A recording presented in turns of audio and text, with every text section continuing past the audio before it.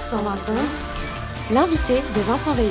Dès demain, 1er avril, les toutes dernières mesures prises par la Confédération pour tenter de contrôler l'épidémie de Covid-19 seront levées. Après plus de 2 ans passés sous le régime de la situation particulière, voire de la situation exceptionnelle, on revient donc à la situation dite normale, même si le virus continue à beaucoup circuler dans notre pays. Et c'en est donc fini des isolements obligatoires pour les personnes contaminées, ainsi que du port du masque dans les transports publics. On va en parler avec vous ce matin.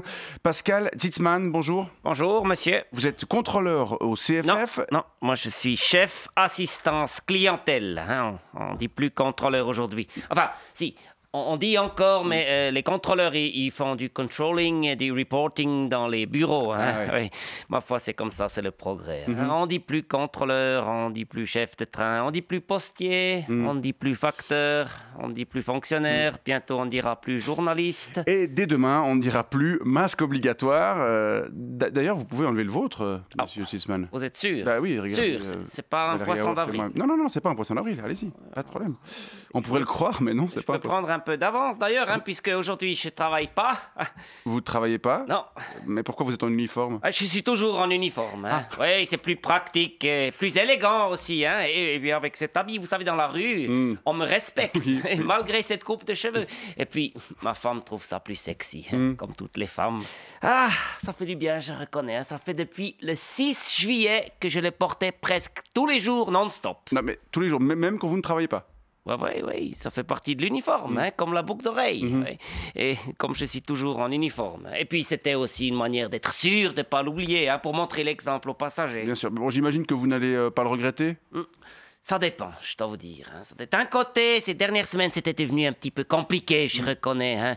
Il y avait de plus en plus de passagers qui n'en avaient plus rien à faire et je devais tout le temps faire la police, alors que j'ai pas la formation, puisque moi j'ai une formation d'assistant clientèle, anciennement contrôleur. Absolument. Hein. Et puis, dès demain, je devrais plus dire « Veuillez présenter le sandwich en train d'être consommé » pour justifier du non-port du masque. Mais d'un autre côté, il y avait aussi certains points positifs à cette obligation. Lesquels? Je vais regretter lesquels. D'abord, le matin, vous savez, quand les trains sont bondés, ça filtrait un peu les mauvaises haleines. Ah, bien oui, bien sûr. Vous êtes barbu, vous devez connaître ça. Absolument. J'ai remarqué que les barbus, généralement, ça fouette. Absolument. Oui, et puis quand un passager était antipathique, je pouvais lui tirer la langue discrètement. Ça, c'est sûr, il faudra que j'oublie pas de me déshabituer. Et puis, accessoirement, ça limitait la propagation de l'épidémie quand même. Hein. Oui, et on jouait tous à croire ça. Hein. Non, mais je pense que ça va être un soulagement, globalement, c'est clair. Hein. Même s'il va falloir se réhabituer au fait que les passagers ont une bouche. Ouais. Vous n'avez pas l'air plus enthousiaste que ça? Non, parce que vous savez que depuis quelques jours, on a une nouvelle surcharge de travail. Hein. Vous savez sans doute que les réfugiés ukrainiens, ils peuvent voyager gratuitement sur les réseaux ferroviaires en Europe, Suisse y compris.